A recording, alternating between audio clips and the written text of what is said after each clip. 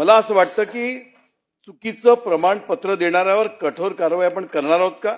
आणि दुसरा एक की खोटी माहिती मिळवलेल्या सर्व लाभार्थ्यांची जर वसुली केल्या गेली तर एक मोठा धाक निर्माण होईल.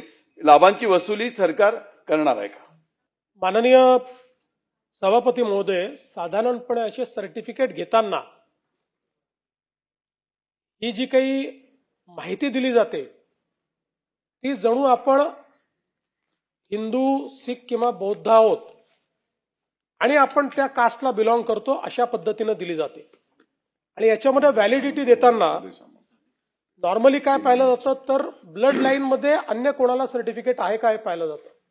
आता अनेक ठिकाणी ब्लड लाईन मध्ये ज्यांच्याकडे सर्टिफिकेट असतं ते हिंदू, बौद्ध किंवा सिख असतात.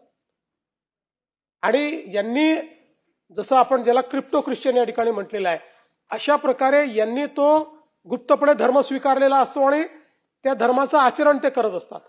त्यामुळे आता जे काही आपल्या व्हॅलिडिटी कमिटीचे लोक आहेत यांच्याकडे हे कागदपत्र आणि याच्या व्यतिरिक्त एक स्पॉट व्हिजिट, त्या स्पॉट व्हिजिटमध्ये जर त्यांना असं लक्षात आलं की या ठिकाणी वेगळ्या पद्धतीनं रिलिजन प्रोफेस होते तर त्यांना तो अधिकार आहे आणि ते त्यांनी केलं पाहिजे.